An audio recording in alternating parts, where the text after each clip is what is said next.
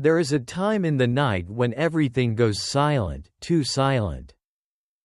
No traffic, no voices, not even the wind. 3:17 a.m. Some say it's just another minute. Others say, it's the moment something begins listening. If your phone rings at exactly 3:17, don't answer. No matter whose voice is on the other end. Because once you do, it won't just call again. It will find you. Chapter 1. The First Call. I had never believed in ghost stories. For years living in the city, I had heard countless rumors about houses where someone had hanged themselves. Alleys where a woman in white waited under the rain. Or phone calls coming from the dead. To me, all of it was just the product of exhaustion, imagination, or worse, made-up stories to make the night a little less boring. Until I moved into house number 17 at the dead-end alley on Tran Hung Street. That house was absurdly cheap. The previous owner had moved out in a hurry, leaving behind almost nothing except an old wooden wardrobe in the upstairs bedroom and a black landline telephone sitting in the corner of the living room. I had planned to remove it, but when I picked it up, I realized the line had been run inside the wall. Taking it out would mean breaking through plaster. I was too lazy, so I left it there. On my first night in the house, I slept well. On the second night, it rained. The sound of rain tapping against the sheet metal roof behind the house was like fingernails scraping in rhythm. The wind whistled through the cracks in the door, carrying a strange coldness with it. Not the cold of weather, but the kind that feels as if someone is standing right behind you, breathing onto the back of your neck. I woke up at 3:17.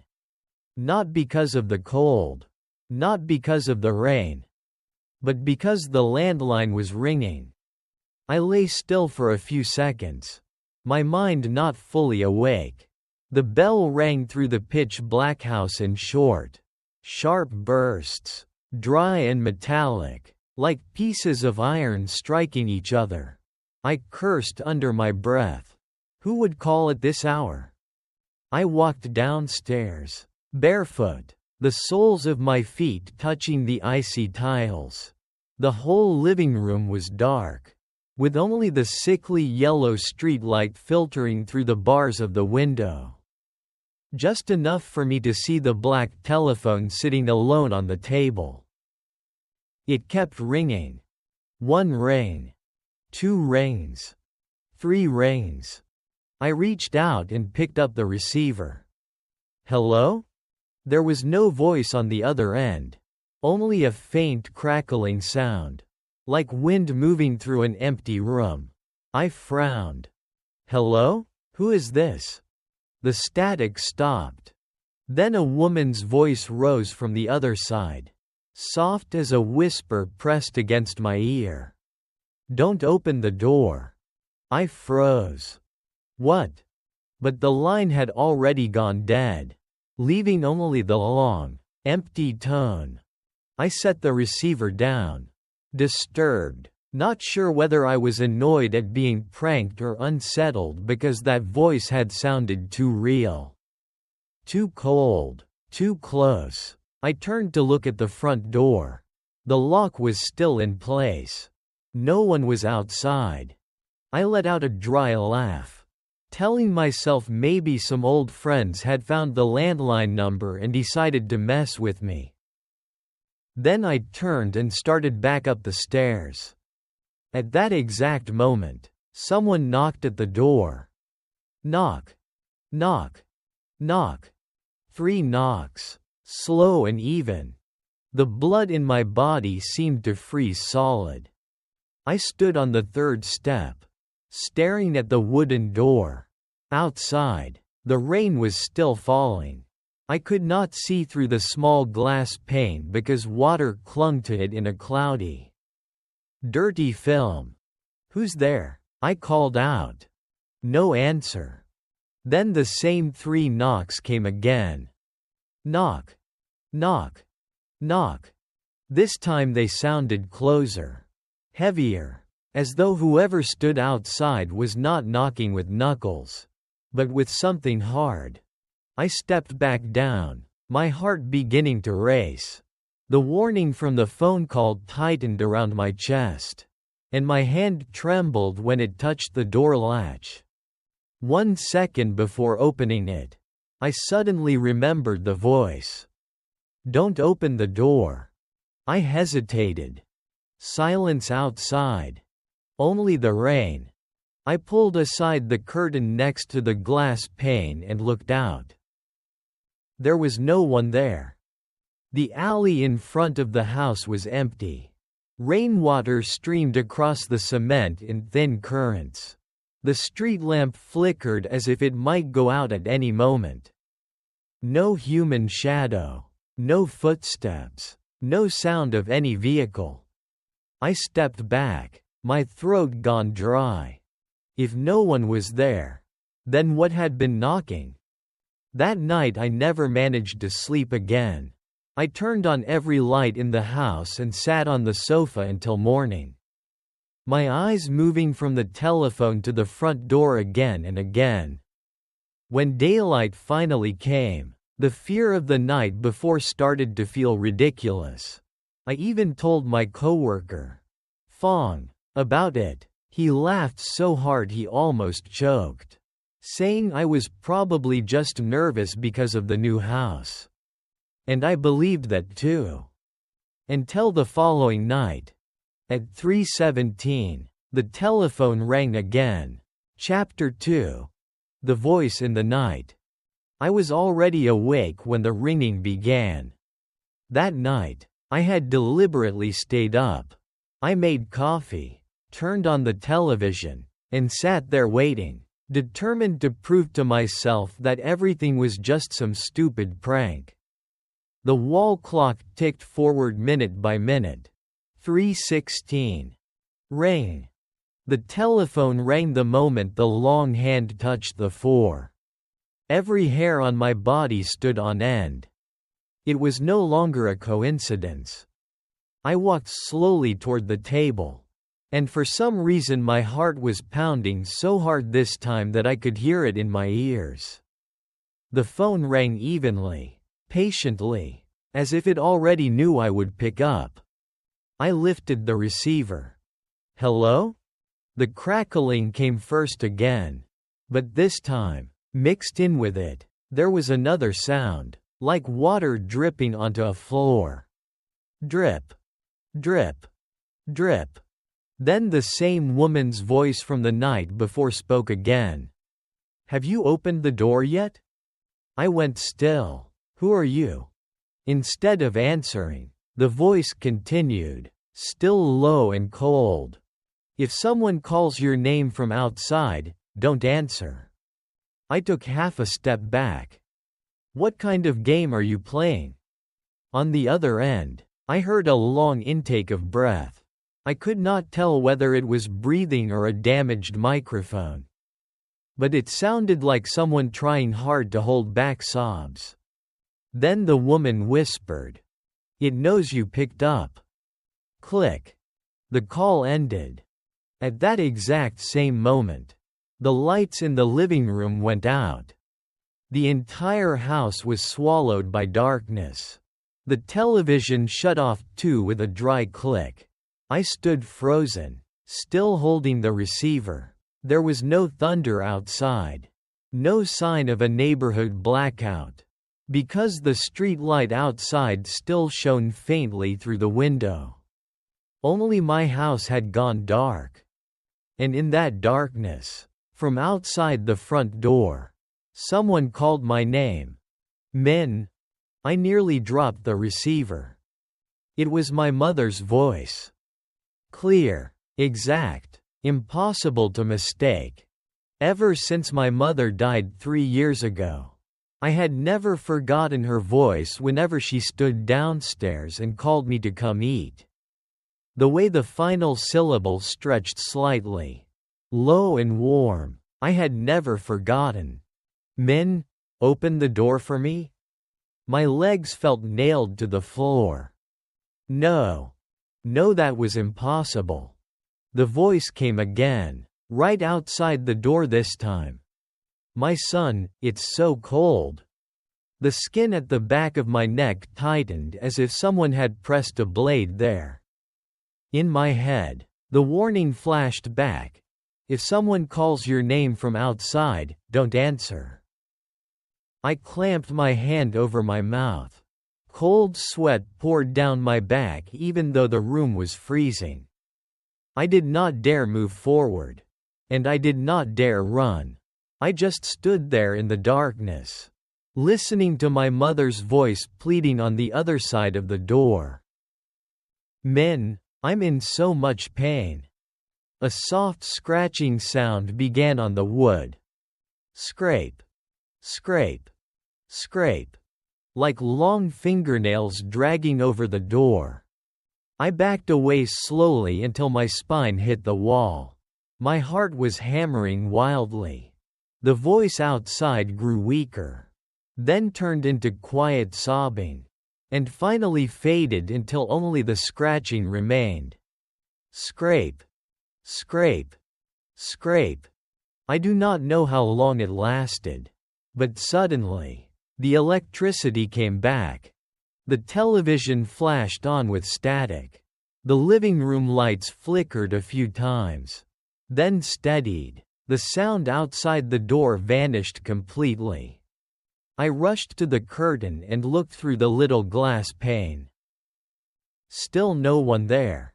But on the wooden surface of the front door, from the outside, there were now 4 long scratches, deep as if gouged by metal claws. The next morning, I asked the old woman who ran the grocery stall at the mouth of the alley about the house. She was weighing vegetables when she froze at the address. The wrinkles on her face seemed to sink deeper. "Someone used to live there," she said, "a young woman and her elderly mother." "And then?" She glanced at me and lowered her voice. "The daughter died first. The old mother lived exactly 7 more days. Then died too. People said that during those 7 nights, the telephone in that house rang every night at exactly 3:17. My fingertips went cold. "Why 3:17? She shook her head. "No one knows. All anyone knows is that ever since then, no one who stayed in that house for long remained there." I asked for the names of the 2 women. The old woman was silent for a moment before answering.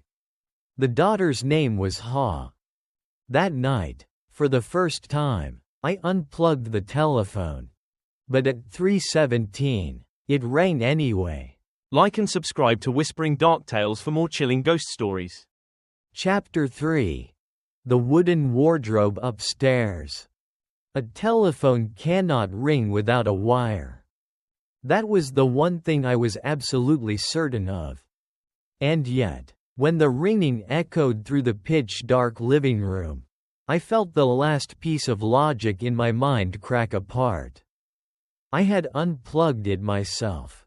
I had even lifted the receiver earlier to make sure. Nothing. No signal. No line. Nothing at all. And still, it rang. I didn't want to answer it. But the sound kept coming. Persistent. Patient. Like something sitting in the dark, tapping rhythmically on my nerves with its fingernails. In the end, I still walked over. "Hello." This time, there was no static. No dripping sound. Only a thick, suffocating silence. Then a man's voice suddenly laughed from the other end. A hoarse, broken laugh, as if dragged up from a throat full of water. "You answered." I held my breath. "Who are you?" The voice did not reply.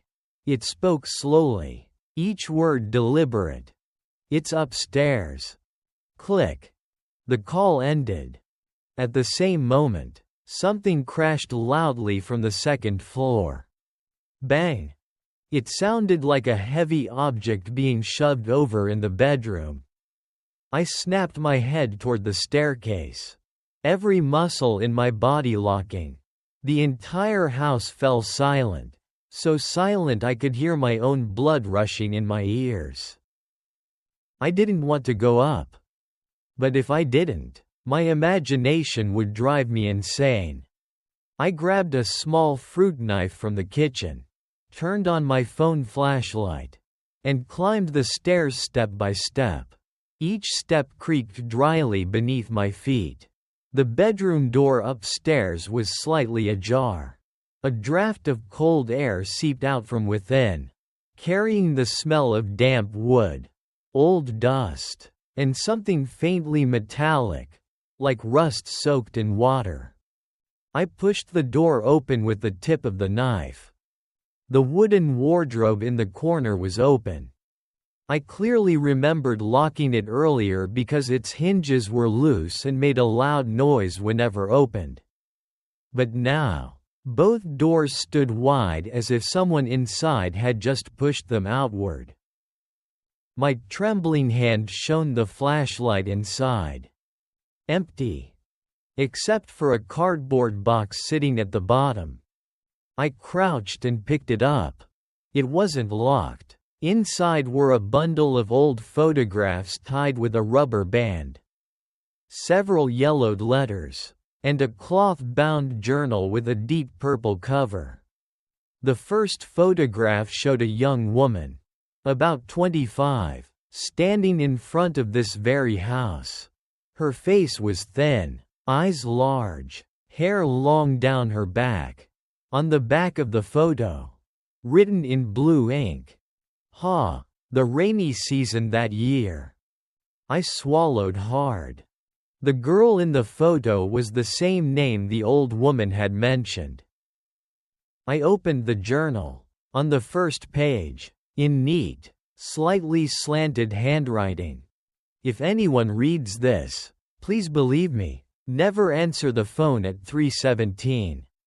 My hands went cold. I sat down on the bedroom floor and began flipping through the pages.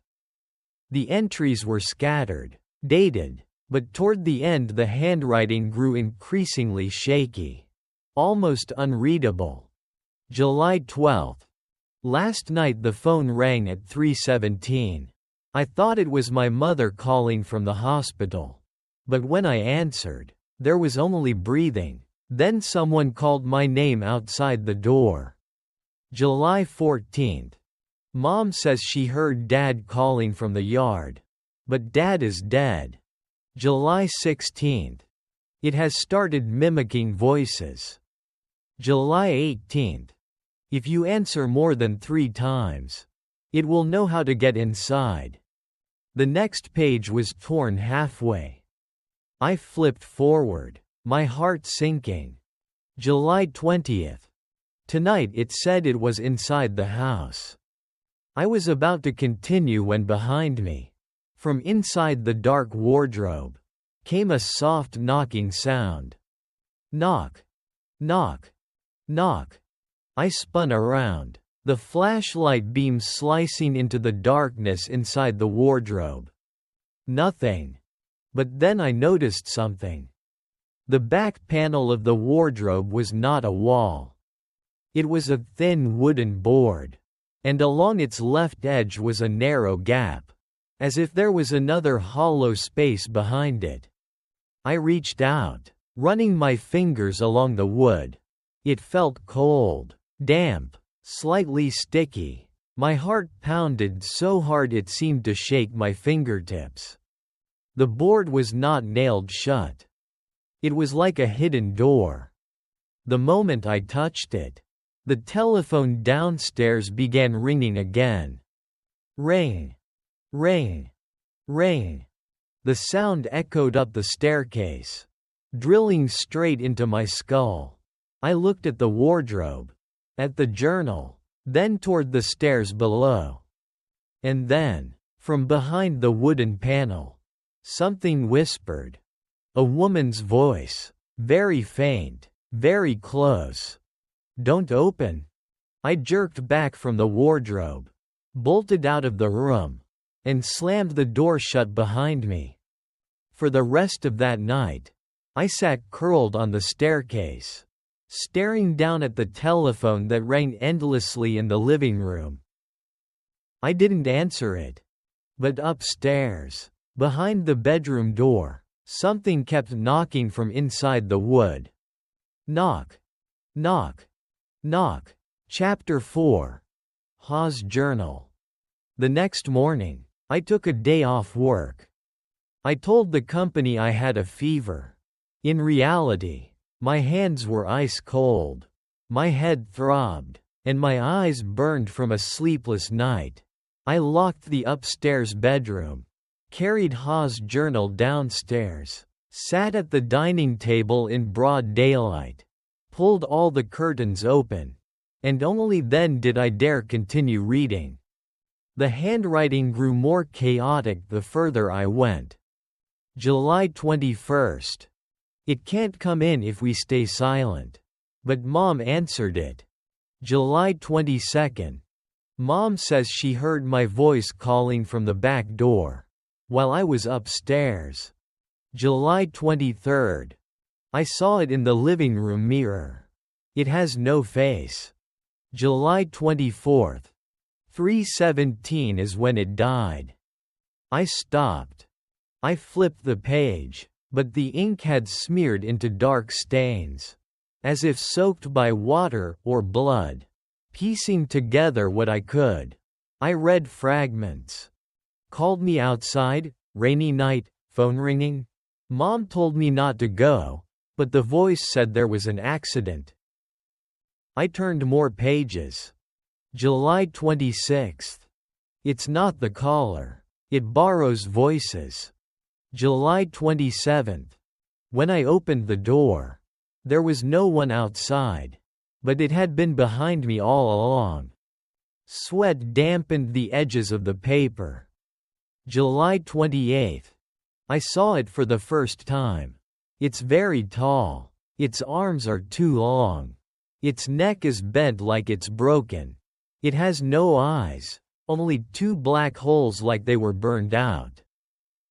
I snapped the journal shut, my heart pounding violently. The image formed in my mind, too detailed to be imagination, too precise to be madness.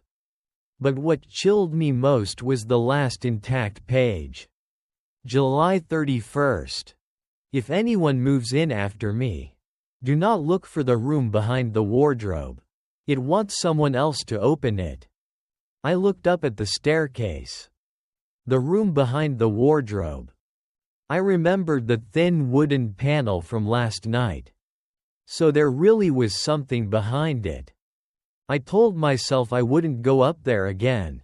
Wouldn't care. Wouldn't open anything. Wouldn't listen. I would just leave this house. And that would be the end of it. But when I called the rental agent to terminate the lease early, the number didn't work. I tried the previous owner's contact from the contract. The line didn't exist. I checked my old messages. Every single conversation about renting this house had vanished from my phone. That afternoon, I went back to the old woman at the grocery stall. When I asked again about Ha, she stared at me for a long time, as if deciding whether she should say anything at all. People say she didn't die peacefully. She said. How did she die? The old woman lowered her voice.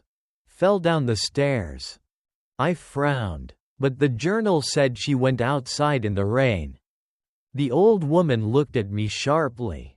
Who told you she had a journal? The question silenced me instantly. I had never mentioned it. I forced a weak smile. Just guessing. She didn't smile back. After Ha died, her belongings were all cleared out by relatives. There was no journal left behind.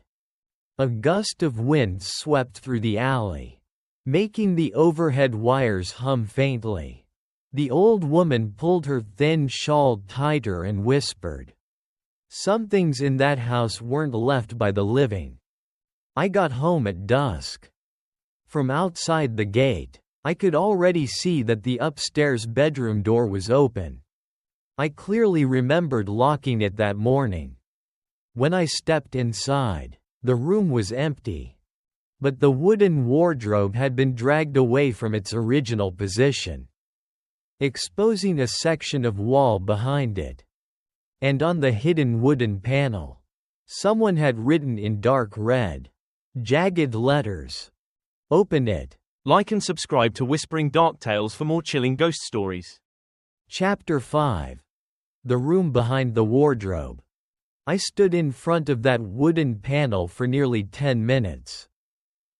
The hammer trembled in my hand, sweat making the wooden handle slick. I knew I shouldn't open it. The journal had warned me. The voice from inside had warned me. Every remaining piece of logic in my mind was telling me to walk away, pack my things, and leave immediately. But curiosity has a terrifying kind of power. When fear lingers long enough, a person begins to crave facing the very thing that terrifies them, if only to end the feeling of being hunted. I wedged the tip of the hammer into the gap and forced it open. The panel cracked with a dry snap, and a wave of damp, moldy air rushed straight into my face. Behind it was a narrow passage, just wide enough for a person to crouch and squeeze through. I shone my flashlight inside. A small windowless room appeared, its walls covered in peeling moss, its ceiling so low I had to hunch over.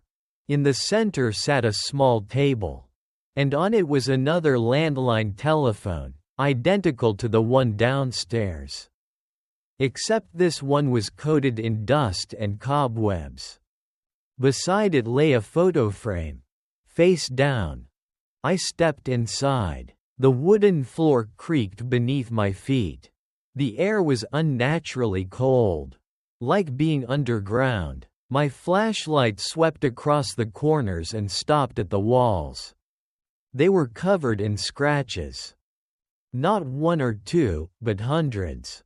Overlapping, chaotic, as if someone had once been trapped in here and clawed at the walls until their nails tore open.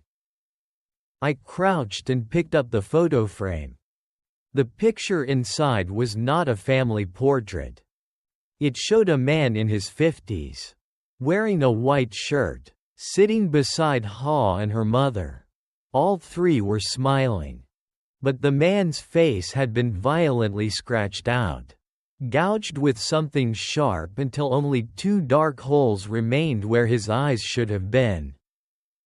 On the back of the frame, written in jagged lines, "He answered the call." My throat went dry. I looked at the dusty telephone on the table. Its wire had been cut cleanly at the base. It wasn't connected to anything. And yet, by some terrible instinct, I knew, when 3:17 came tonight, it would rain. In the corner of the room was a small metal chest. I opened it. Inside were old newspaper clippings, neatly cut and stacked. I pulled out the first one. A man found dead after falling down the stairs in his home early this morning. Neighbors reported that before his death, the victim repeatedly claimed someone was calling him to open the door. I flipped to the next. An elderly woman was found dead in her living room. A telephone receiver was still clutched in her hand. The third clipping made my fingers turn numb. The victim's daughter had previously died from severe trauma after falling from the staircase. Time of death was determined to be approximately 3:17 a.m. I stared at that number. Haw hadn't died outside. She had died inside this very house. Then what about the journal entry about going out into the rain? Was it a memory, or something that had twisted the truth before her death? I searched deeper into the chest. At the bottom was an old cassette tape and a small recorder.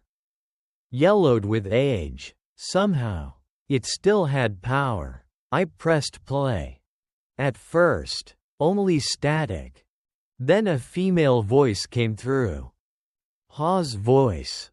I knew it instantly, from the handwriting, from the tremor beneath every word. If anyone hears this, it doesn't follow the phone number. It follows the person who answers. A choked sob. I thought it was calling from outside.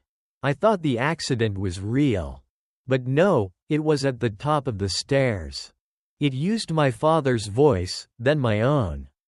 A loud noise erupted in the recording, like something heavy being dragged. Ha's voice turned panicked. "Mom, don't open it, Mom." A scream tore through the tape. Then the sound of something falling.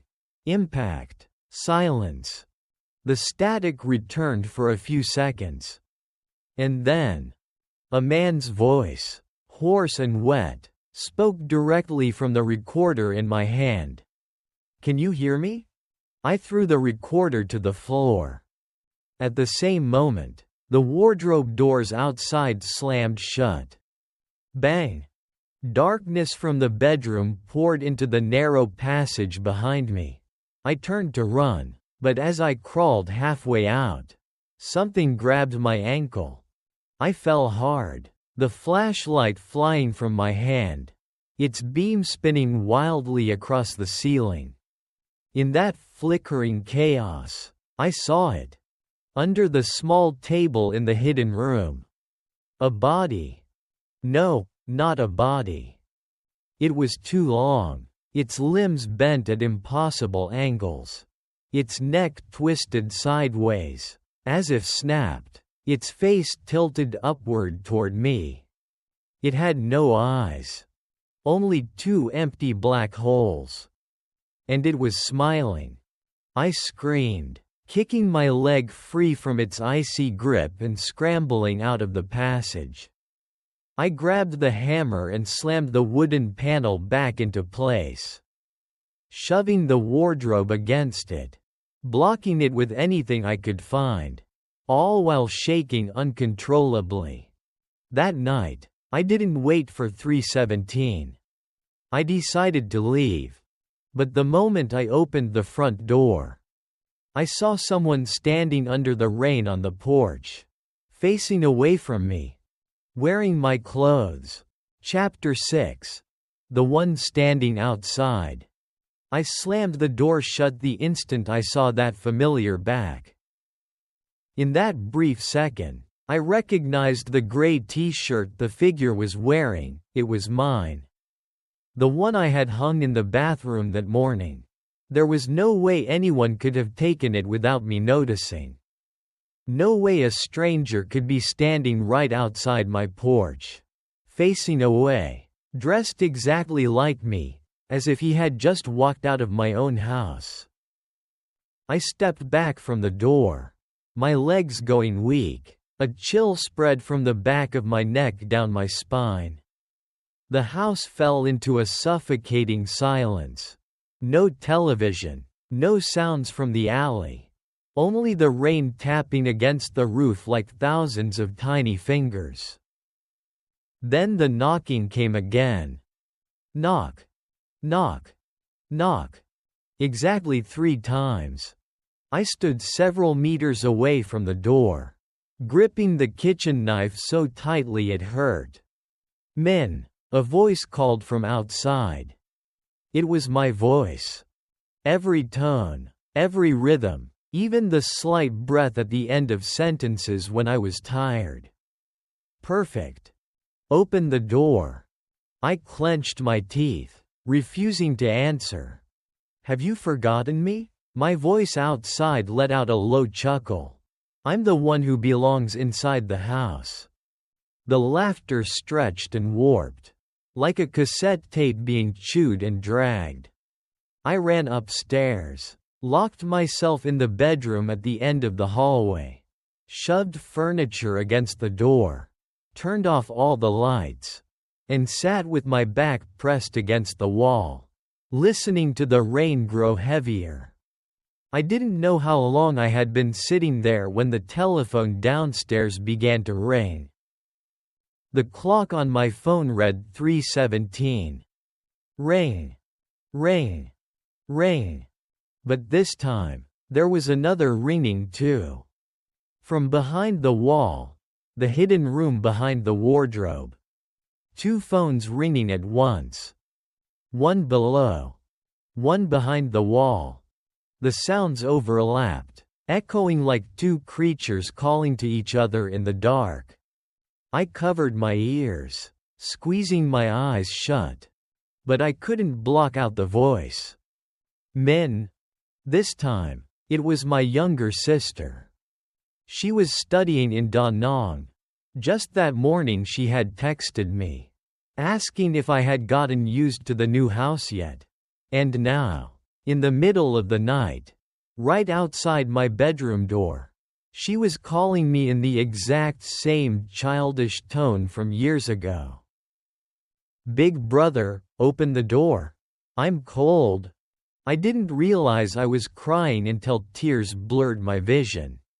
When fear reaches its peak, people stop following logic. In that moment, I almost wanted to run out and open the door, even knowing it couldn't be her, just to end the torment of hearing a voice I loved twisted into something unbearable. But then I heard something else. From under the bed. Breathing. Very soft. Very close. My entire body went rigid. The room was so dark it felt solid. I slowly lowered my gaze toward the blackness beneath the bed, trying to see through it. A pale hand slowly slid out. It didn't rush. It didn't grab me immediately. It moved slowly, deliberately, as if it knew the terror lay in that slowness. The long, unnatural fingers dragged across the floor, their black nails scratching faintly. I jumped up and ran for the door. But it wouldn't open. Something on the other side was holding it shut. As I pulled at the handle in panic, the voice outside changed. My sister's voice deepened, turned hoarse, and twisted into a man's laughter. Meanwhile, the hand from under the bed had reached my pant leg. I don't remember exactly what I did next. Instinct, maybe. I grabbed the desk lamp and smashed it down repeatedly onto the hand. There was a faint cracking sound, like bone snapping. A piercing shriek burst from beneath the bed. Something not human, not animal. At the same time, the door suddenly flew open. I ran out into the hallway. No one was there. No sister. No figure. Only a dark, wet trail stretched from my doorway down the hall, leading toward the bedroom with the wooden wardrobe, as if something soaked had dragged itself across the floor. I ran downstairs, shaking uncontrollably, muttering that I had to leave. Right now. Immediately. But the moment I reached the bottom step, I froze. The telephone was no longer on the table. It sat in the middle of the floor. The receiver was already off the hook. And from it came Ha's voice, strained. Urgent. If you're still alive by morning, find the well behind the house. Like and subscribe to Whispering Dark Tales for more chilling ghost stories. Chapter 7. The Filled-in Well. There was a narrow yard behind the house. Since moving in, I had only used it to hang laundry, so I had never paid much attention. The ground was covered with old cement, but in the middle of the yard there was a patch of a different color, round. Like the lid of a manhole, covered with broken pots and a few loose bricks. If it hadn't been for Ha's warning, I would never have guessed it used to be a well. I waited until full daylight before going out. My body felt exhausted, as if I had been beaten all night. Around my ankle were 5 dark bruises, shaped like fingers, clear enough that I didn't need a mirror to know what had happened the night before was real. I pushed aside the bricks and broken pots, then used a crowbar to pry open the thin concrete cover. A wave of damp, rotten air rose up immediately. Below was indeed an old well, long dried up, about 4 meters deep. Its walls were made of red bricks covered in moss. At the bottom lay a mixture of dirt, dead leaves, and years of accumulated debris. The morning light reached just far enough for me to see something pale lying among the mud. Bone. I froze. Call the police? And say what? That I had found bones in the well of the house I was renting after being told where to look by a voice from a haunted telephone. No one would believe me. Not even I fully understood what I was dealing with anymore. I took a photo. Then I tied a rope to a metal pole in the yard and climbed down. The deeper I went, the colder and more suffocating it became. The pale object I had seen was a forearm bone, nearly decayed beyond recognition. Beside it, half buried in mud, was a small metal box. I brought it up with me. Inside were a bunch of rusted keys, a broken silver necklace, and an old SIM card wrapped in plastic. There was also a folded piece of paper. The writing was faded, but I could still make out some of it. If Mom finds this, don't trust any calls from unknown numbers. The caller has been dead for 3 days. No name, no date. But on the inside of the lid, someone had carved a name using something sharp. Kwong. That afternoon, I brought the name to the old woman at the grocery stall. The moment she heard it, her face drained of color. Don't speak that name here, she said, her eyes darting around as if afraid someone might hear. That was the husband of Ha's mother. I thought Ha was her daughter. Not by blood, the old woman replied, sitting down slowly. People just assumed that man married the mother. And later her daughter came to live with them. He drank. He was violent. Some nights, people heard shouting. Then one day, he disappeared. The family said he had run away. He didn't run away, I said quietly. The bones in the well, they might be his. The old woman looked at me as if she had always known but had never dared to say it. After a moment, she asked, "How many calls have you answered?" I stared at her. How do you know about that? She didn't answer directly. The more you answer, the more it becomes like the living. I tightened my grip on the metal box in my pocket. What is it? She shook her head. No one knows. Only that after the night Kwong disappeared, the house started receiving calls at 3:17. I returned home as evening fell. This time, I didn't go inside immediately. I stood at the gate for a few seconds. Then I walked in. The house was quiet. Too quiet. I went straight to the living room. The telephone sat on the table. Still unplugged. Still silent. I almost laughed. Maybe the worst was over. Maybe. At exactly 3:17 that night, the phone rang. I didn't answer. It rang continuously for nearly a full minute, then stopped. I thought maybe this time, it had given up. But then, my mobile phone lit up in my pocket. Incoming call, Mom. My mother had been dead for 3 years. My hand trembled so badly I almost dropped the phone. The call ended by itself. A few seconds later, the screen lit up again. A new message. From my mother's number.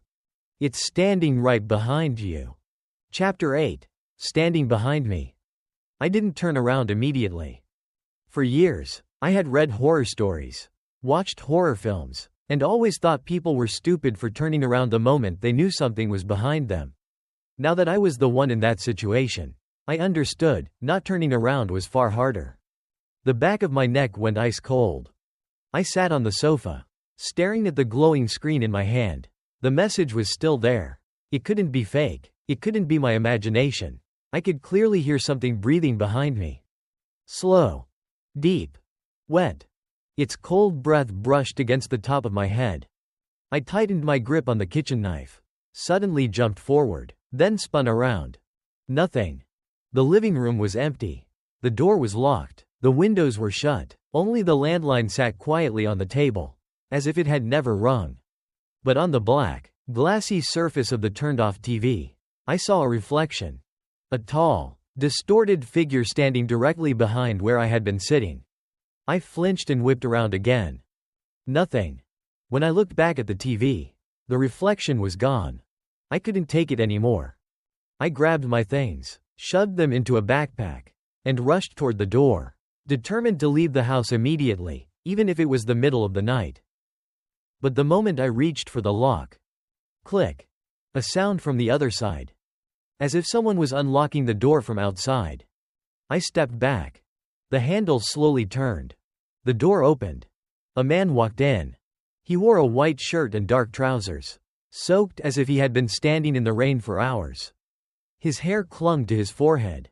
Half his face was hidden in shadow, but I could clearly see a dark bruise running from his jaw down to his collarbone. He stepped inside like he belonged there, and closed the door behind him. I told them to fill in the well, he said. The same man's voice from the phone. I backed up against the wall, raising the knife. Who are you? He lifted his head. No eyes. Only two empty, hollow sockets. Kwong, he answered. I screamed and slashed wildly. The blade passed through him like cutting through cold smoke, but I still felt it. Something damp and soft, like hitting rotting weeds soaked in water. He tilted his broken neck and laughed. It doesn't want you dead yet. Then his form dissolved into a dark stain that spread across the floor, creeping along the walls before disappearing beneath the staircase. I collapsed to my knees, gasping for air. My phone vibrated again in my hand. Still my mother's number. This time, it wasn't a call, but a voicemail. I didn't understand how it was possible. But I pressed play. A trembling, elderly woman's voice filled the speaker. Sobbing.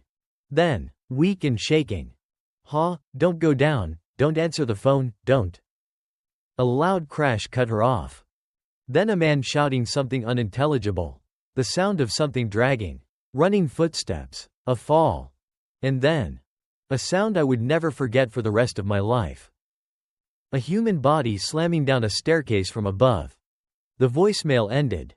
I sat there, frozen, as the realization slowly crept in. Maybe that night, someone had recorded everything. Maybe Ha's mother had known something. Maybe Kwong wasn't the only victim.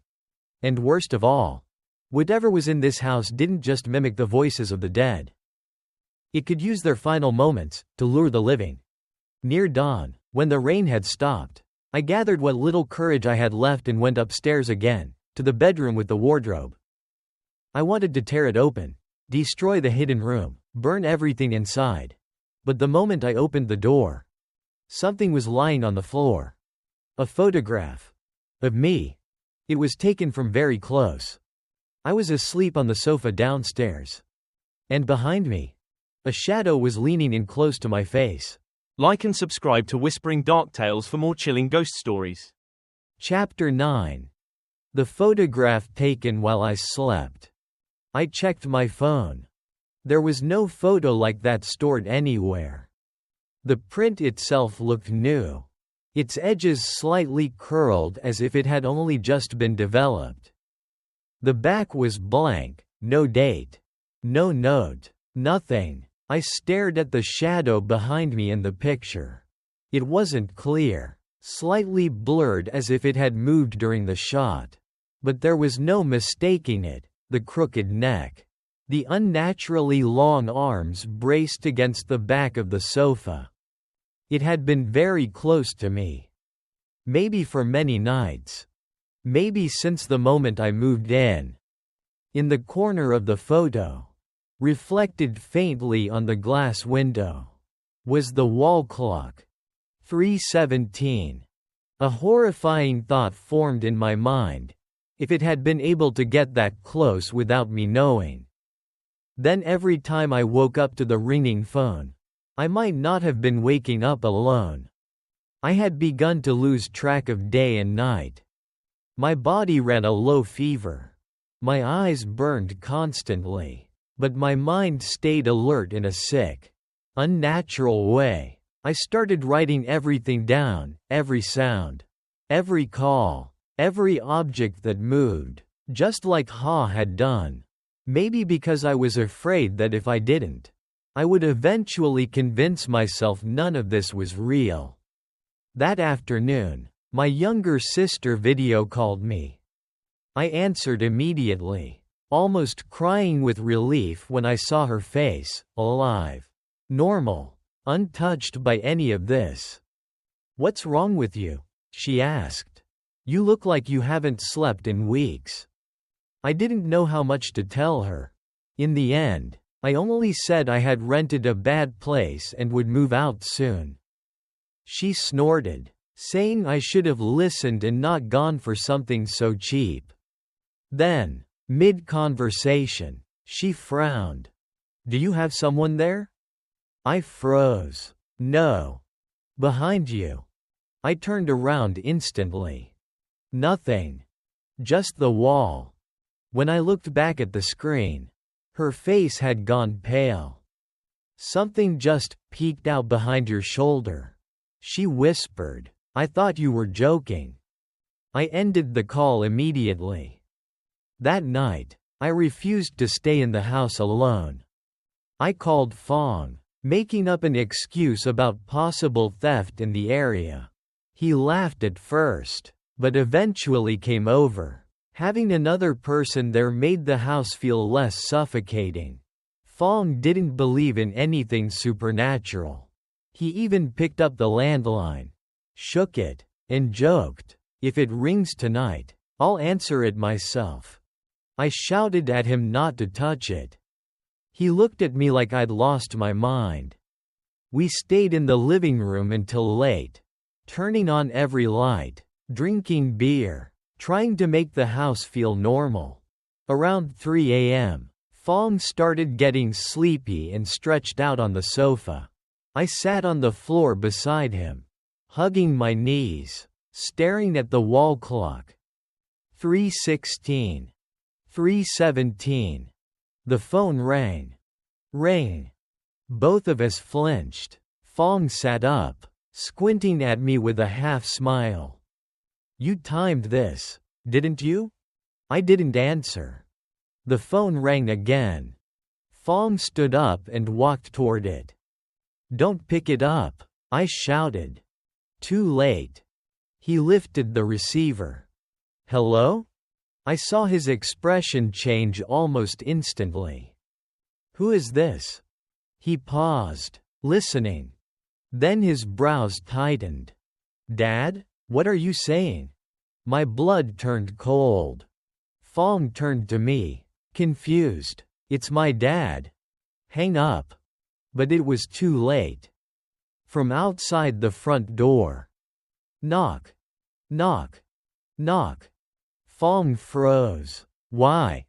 The knocking turned violent. Bang. Bang. Bang. Then a man's voice roared from outside. "Fong, open the door."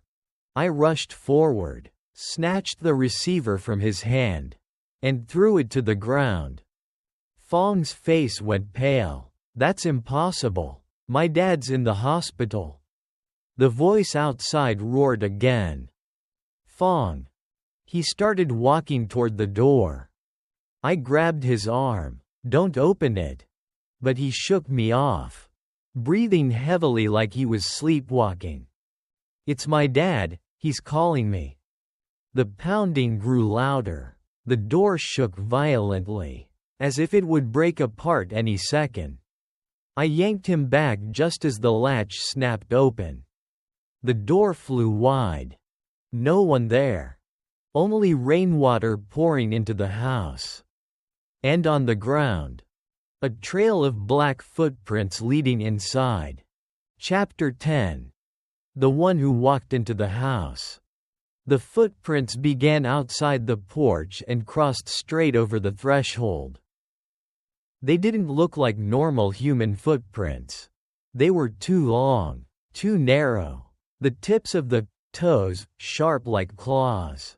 Each step was spaced unnaturally far apart, as if whatever made them was far taller than a human.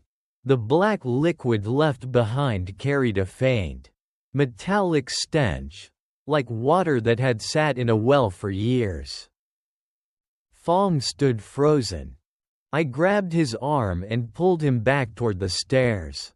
Don't look. Upstairs. But he didn't seem to hear me. His eyes were locked on the trail of footprints stretching across the living room. Then he whispered, his voice hollow. It's inside. Before I could react, every light in the house went out at once. Darkness crashed down like a solid wall. Fong screamed. I fumbled for my phone, but a gust of icy air lashed across my face, followed by the sound of footsteps racing through the living room. Not one person. Not two.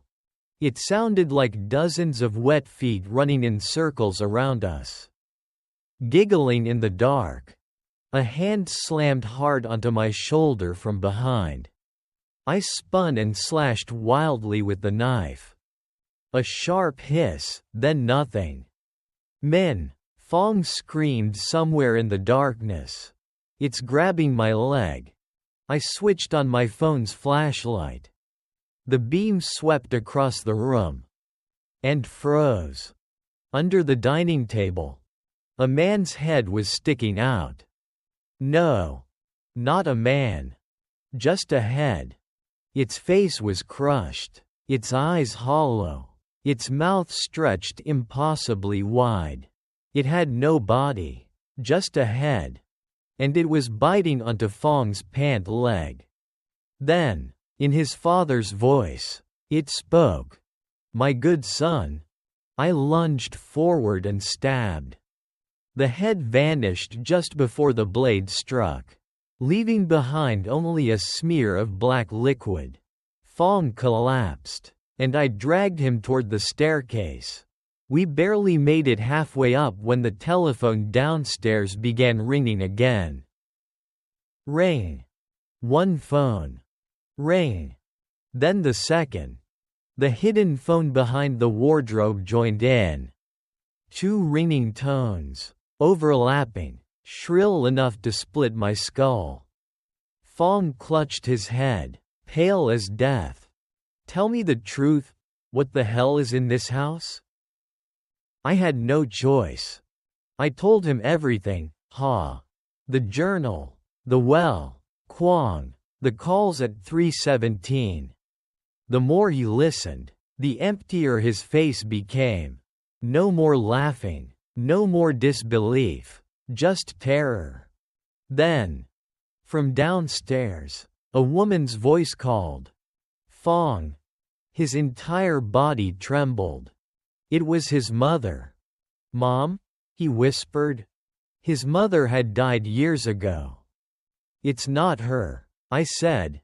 But the voice continued, soft and loving, exactly as it should be. Come down, help me. Fong started to cry. My mom died when I was 10. I knew. And whatever was in this house knew too. The voice turned into a weak cough. Then soft sobbing. I'm all alone down here. Fong began to stand. I slapped him hard across the face. The sharp crack echoed in the hallway. He stared at me, stunned, like waking from a trance. At that exact moment, a loud crash came from the bedroom with the wardrobe. Bang! Then, scratching. Violent, frantic scratching from inside the walls. We both turned. The sound grew louder, more desperate, like something trying to tear its way out of the wardrobe. Mixed into it was the insane ringing of the hidden phone. Fong stepped back against the wall. What's in there? I answered, my voice hoarse. Something that should never be let out. But it was already too late. The wood cracked. One leg of the wardrobe snapped outward. Then, from the gap of the bedroom door, black liquid began to spill into the hallway. Like and subscribe to Whispering Dark Tales for more chilling ghost stories. Chapter 11. 3:17 a.m. The black liquid spread slowly. It didn't flow like water. And it wasn't thick like mud. It moved like something alive, crawling along the cracks between tiles. Pausing, then moving again, as if it were sniffing. Wherever it touched, the floor turned darker, colder, like it had been soaked in something long buried underground. Fong trembled violently. We need to get out, he stammered. I looked down the staircase. The darkness below seemed heavier than before, like a mouth waiting to swallow us whole. Everything, the phone calls, the knocking, the voices, had been about drawing us down there, making us open, respond, invited in. Going downstairs might be exactly what it wanted. But staying upstairs felt like waiting to be consumed. The scratching suddenly stopped. And that silence was worse than anything. Then, from inside the bedroom, a woman's voice spoke. Soft. Tired. Almost pleading. Min. I froze. It was Ha. Not the distorted voices from the phone. Not something mimicking the dead. But a real voice, weak. Human. Exhausted. It's out, don't let it reach the ground floor. I stared at the door. Fong whispered, is that her? I don't know. Do we trust it? I clenched my jaw. I didn't know. That was the worst part. After everything, the lies, the voices, the illusions, I no longer knew what was real. Ha's voice came again, urgent now. The phone in the hidden room is the door. Break it before 3:17 ends. I snapped my head toward the wall clock. 3:17. Still. The second hand moved, but time felt wrong. Stretched. As if the entire world had been trapped inside a single minute. I turned to Fong. If we want to live, follow me. We wrapped our hands in cloth. Grabbed a hammer and a wooden chair as weapons, and rushed toward the bedroom. The moment we opened the door, a wave of cold, rotting air hit us like a grave. The wardrobe was cracked open. The hidden panel behind it had been torn loose. Inside the small room, the dusty telephone on the table was shaking violently, ringing despite having no wire. Ring. Ring. Ring. Around it, the black liquid churned like boiling tar. I charged in first. Fong followed, smashing the small table with the chair. Wood splintered. The phone fell, but it kept ringing. I raised the hammer and brought it down. A scream exploded from all four walls at once. Not from the phone, From the house itself, the entire room shook violently. Dust rained from the ceiling. The black liquid splashed upward, gathering into the shape of something tall, crooked, its head bent sideways, its arms too long, dragging along the floor. It had no eyes, but I knew it was looking at me. Fong shouted and struck again. The base of the phone cracked. The ringing continued. I swung the hammer one more time. The receiver snapped off. And in that instant, the thing in front of us convulsed violently, like something being pulled apart by invisible threads. From within that mass of darkness, a face emerged. Distorted, broken, blood-matted hair clinging to her skull. She opened her mouth, not to bite, but to scream. "Behind you." I turned, and finally saw it. The real thing. It stood behind us, towering, nearly touching the ceiling, its neck bent unnaturally, its skin gray and stretched tight over a skeletal frame. Where its eyes should have been, nothing but black voids. From its mouth spilled dozens of black telephone wires, writhing like living tendrils. It reached toward Fong. I yanked him aside. Its claws slammed into the wall, carving deep grooves into the plaster. "Keep hitting it," I shouted. Fong kicked what remained of the phone. I raised the hammer for one final strike. Crack. The ringing stopped. Total silence. The thing behind us convulsed violently, then threw its head back and let out a shriek so piercing it felt like it tore through bone. The wires spilling from its mouth whipped wildly. The entire hidden room began collapsing, walls cracking, ceiling giving way. "Run!" Fong screamed. We bolted. We barely made it out before part of the ceiling caved in behind us. Dust filled the air. The wardrobe toppled. The shrieking dragged on for a few more seconds. Then, nothing. The clock ticked forward. 3:18. Everything went still. Too still. I turned to Fong. We stood there, gasping, covered in dust. And then, from downstairs, the telephone rang again. Ring. Chapter 12. It didn't leave. The ringing from downstairs was softer this time. Not frantic, not aggressive. It echoed calmly, almost as if it were smiling. I looked at Fong. His face was pale under the dust and fear. We both understood the same terrifying truth at once. That thing had never been inside the hidden phone. That phone had only been a door. Or an anchor. Breaking it didn't destroy the thing. It only removed one of its ways in. It was still here. And now, it might be even more dangerous. We didn't hesitate anymore. We grabbed what we could and ran down the stairs toward the front door. I yanked the latch. It opened. The door swung wide. No rain. No figures. The alley outside looked completely normal. We ran. 3 steps. Fong stopped. I nearly slammed into his back. "What are you doing?" I shouted.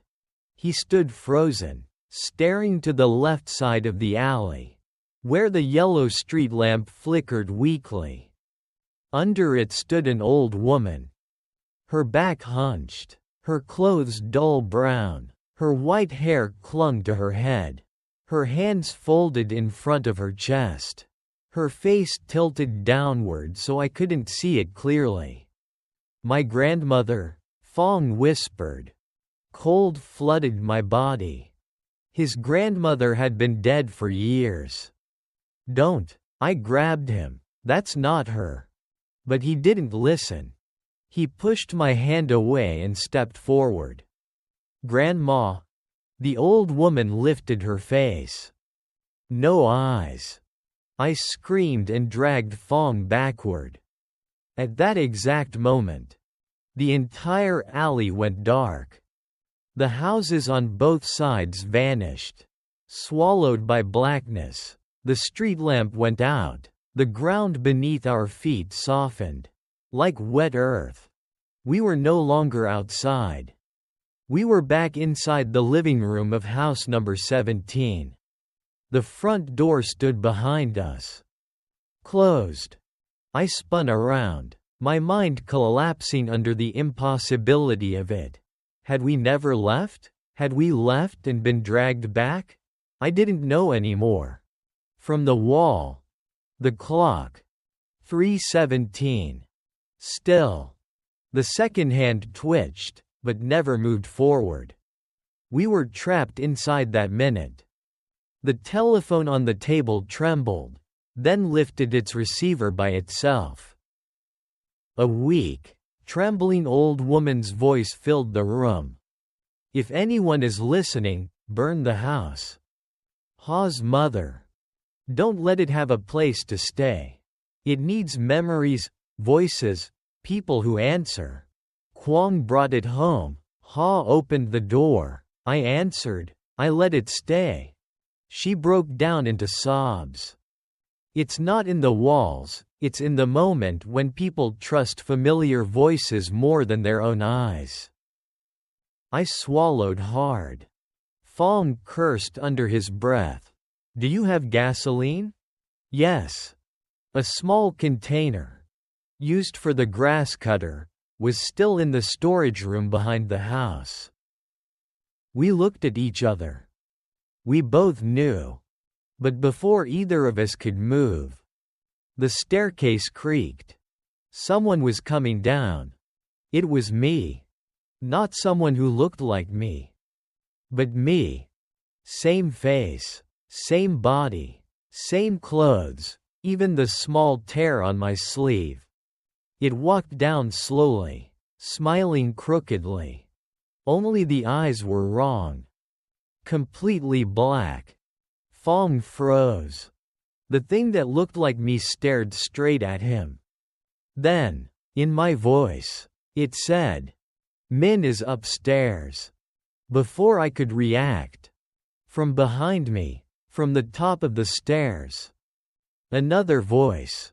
Also mine. "Don't listen to it, Fong." I turned. Another version of me stood in the darkness above. The house was filling with voices wearing familiar faces. Like and subscribe to Whispering Dark Tales for more chilling ghost stories. Chapter 13. The ones wearing human faces. I had never imagined that my own face could become something terrifying. One version of me stood at the bottom of the stairs. Another stood in the darkness above. Both stared at us, speaking with the exact same voice. The same rhythm, the same subtle pauses in breathing. If I hadn't been standing there myself, I wouldn't have been able to tell which one was real. "Fong, come down here," the one upstairs said. "Fong, don't listen to it," the one below replied. Fong clutched his head, backing into the wall. I don't know. I don't know." That was exactly what it wanted. Not to kill immediately, but to destroy the ability to trust. To confuse the living until they made the wrong choice on their own, opened the door, answered the call, followed the voice. I slapped myself hard across the face to stay focused. The sting grounded me. I grabbed Fong's arm. "Listen to me. The real one has a shadow." "What?" "Look at the shadows." The lights were flickering, but still strong enough to cast faint outlines on the floor. Both copies of me stood under the light. Neither cast a shadow. I didn't wait. I dragged Fong toward the storage room to get the gasoline. The two copies laughed at the same time. Their voices merged, echoing through the walls, the ceiling, the floor, everywhere at once.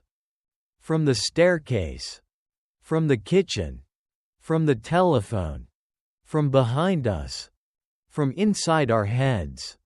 You think you can destroy me? We had barely taken a few steps when someone stepped out from the kitchen. My mother. She wore her old floral pajamas. Her hair tied low at the back. Her face pale, but whole. Her eyes red, as if she had been crying for a long time. Min. I froze. She reached out her hand. Come here. My chest tightened painfully, even knowing it wasn't real. Some deep part of me wanted to run to her. To smell that familiar scent of herbal oil and soap. To hear her scold me for staying up too late. To believe, just once, that the dead could come back. It's lying to you, Fong shouted. At that exact moment, my mother turned toward him. Her face split open. From the corner of her mouth to her ear, her skin tore apart, revealing rows of blackened teeth. From her throat came Kwong's hoarse voice. Shut up. I threw a plastic chair at her.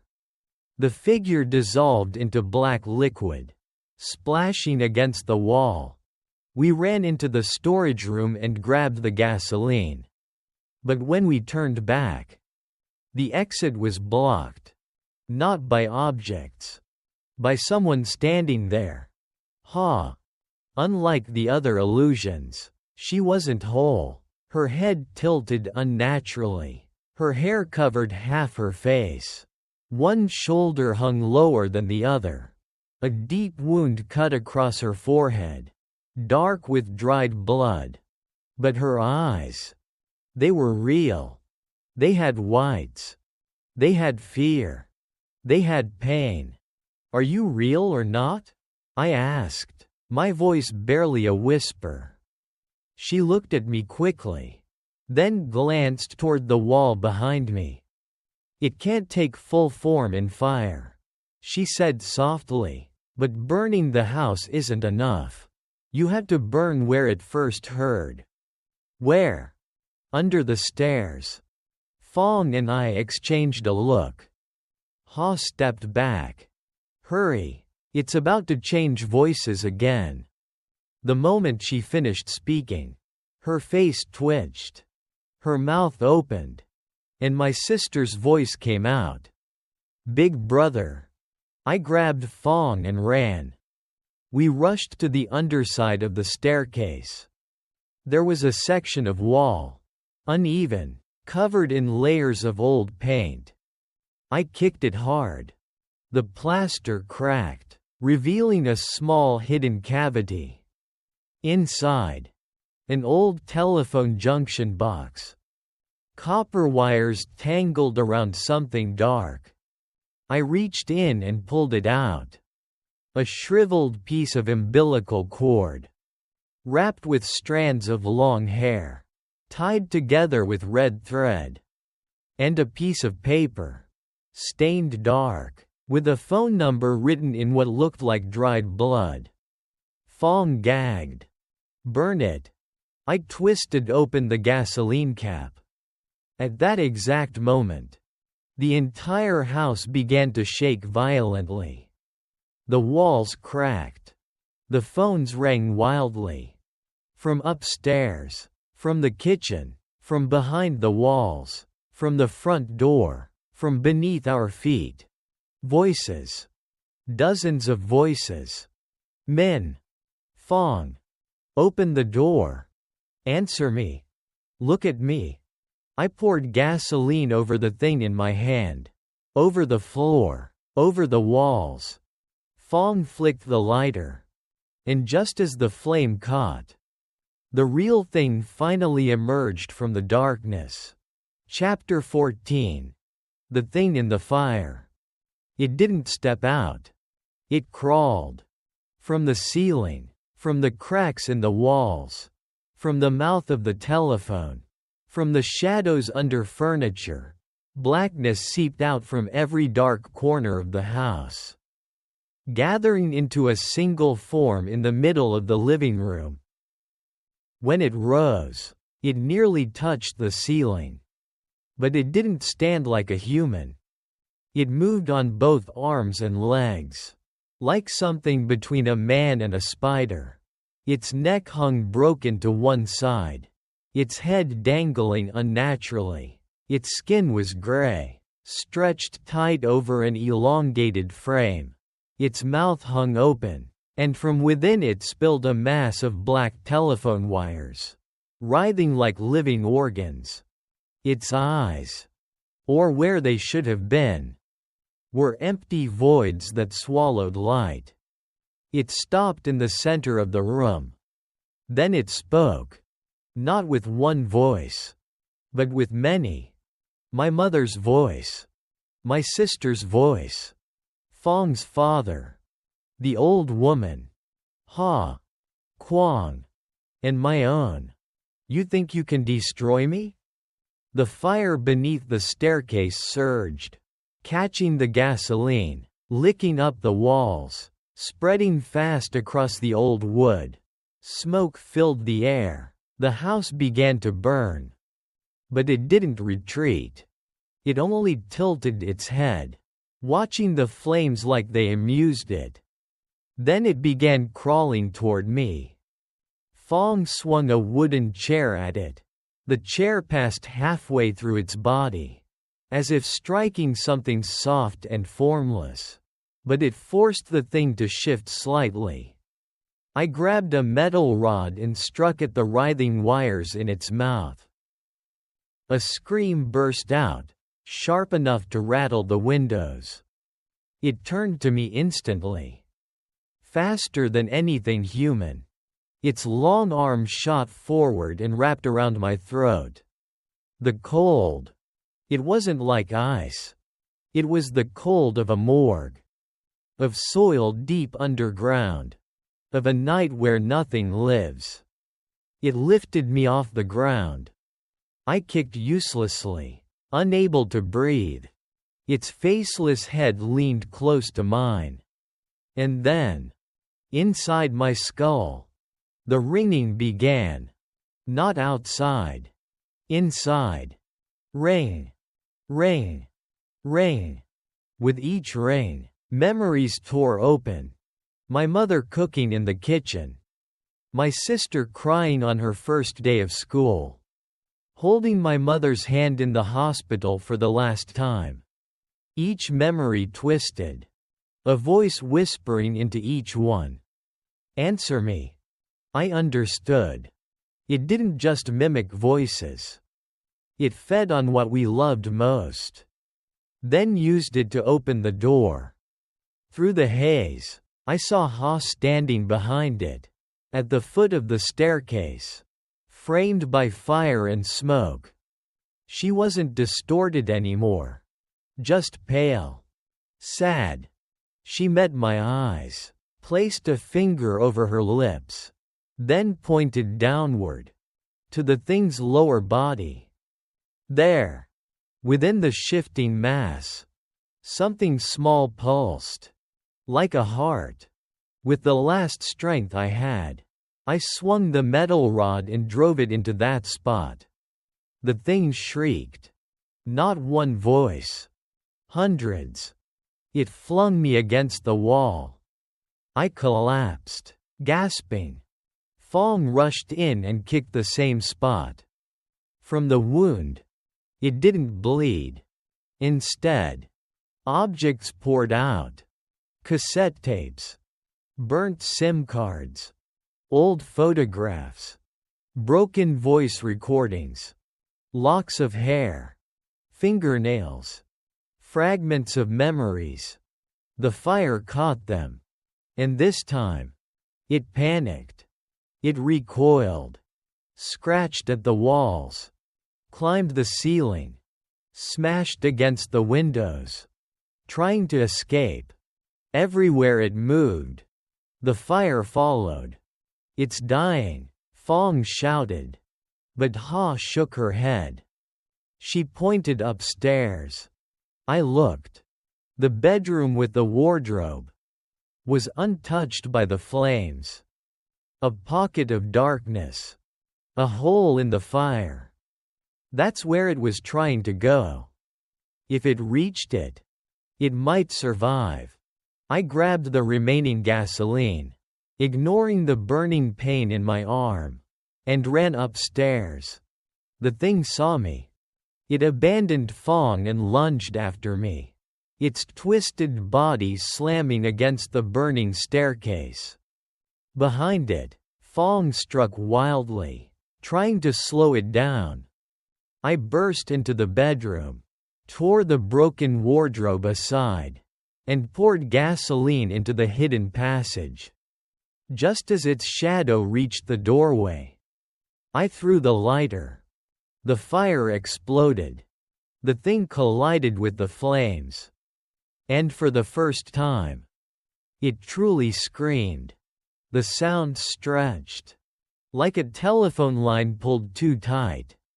Inside the fire, faces appeared, then vanished. Ha! Her mother. Kwong. Others I didn't recognize. Then, only one voice remained. Faint. Broken. "Don't let anyone answer again." And then, everything collapsed. Like and subscribe to Whispering Dark Tales for more chilling ghost stories. Chapter 15. After the last rain. Fong and I made it out before the roof collapsed. Neighbors rushed out when they saw the fire. Shouting filled the alley. Someone called the fire department. Someone pulled me down to sit on the curb. Through the chaos, I vaguely remember seeing the old grocery woman standing among the crowd, watching the burning house, not with shock, but with a tired expression, as if something long overdue had finally happened. By the time the fire was put out, house number 17 was nothing more than charred walls and the broken skeleton of a staircase. In the wreckage, they found things. Strange things. A hidden cavity beneath the stairs filled with decayed objects resembling charms or rituals. A small concealed room behind a wardrobe, something no one in the neighborhood had ever known existed. And in the well behind the house, bones. Later, they confirmed through examination that the remains belonged to a man who had been missing for years. Kwong. As for Ha and her mother, their case files were reopened. Ha hadn't simply fallen down the stairs. There were injuries on her body before the fall. And her mother had not died naturally either. When they found her, there were faint burn marks on her hands, as if she had tried to grab a live telephone wire. There were many questions that would never have official answers. The police concluded it was mostly domestic violence, long-term abuse, and a chain of tragic accidents. They couldn't write in their reports that something had lived in those calls at 317, feeding on voices and memories. They couldn't say that the house itself was never the real problem. That the true doorway existed in a single moment. The moment a person chose to trust a familiar voice over their own eyes. Fong moved away soon after. He never spoke much about that night again. Only once, months later, while drinking, he asked me, "Do you think Ha really helped us?" I stayed silent for a long time before answering. I think some of the dead try harder to keep their warnings than the living do. I moved too. I threw away every landline phone. Changed my mobile number. I never answer unknown calls after midnight. For a long time, I would wake up every night at 3:17. Heart pounding, back soaked in cold sweat, waiting for the sound of a phone ringing somewhere in the dark. But it never came. I thought it was over. Until 1 year later. That night, I was in my new apartment on the 12th floor. Surrounded by lights, people, life. No rain, no darkness, no landline in sight. I had fallen asleep at my desk. I woke to the vibration of my phone. The screen glowed faintly in the dark. 317. Incoming call. Unknown number. In that instant, my entire body went numb, as if some old door deep inside my memory had just creaked open again. I stared at the phone shaking in my hand. The ringing wasn't loud, but each pulse felt like it struck directly against my bones. Ring, ring, ring. My finger trembled. Part of me wanted to throw the phone away. But another part, the most human, most dangerous part, wanted to know. To know who was calling. To know if it had come back. To know if any of it had ever truly ended. The ringing reached its final tone. Then, silence. The screen went dark. I sat there for a long time, listening to my heartbeat. 5 seconds later, the phone lit up again. New voicemail. No sender. No duration. I didn't open it. The next morning, I destroyed the phone and changed my number again. But even now, on nights when the world is too quiet, I still feel it. Somewhere very close. In the space between two breaths. A phone waiting. For exactly 3:17 a.m. And sometimes, just before sleep takes me, I hear a woman's voice. Very faint. Very far. As if echoing through layers of damp earth and decaying wires. Don't answer. If you're still here, it means you made it through the story. But remember this. Not every horror ends when the story ends. Tonight, when the clock turns to 3:17, and your phone lights up with a call you don't recognize, just let it ring. Because some voices aren't meant to be answered. Like and subscribe to Whispering Dark Tales for more chilling ghost stories.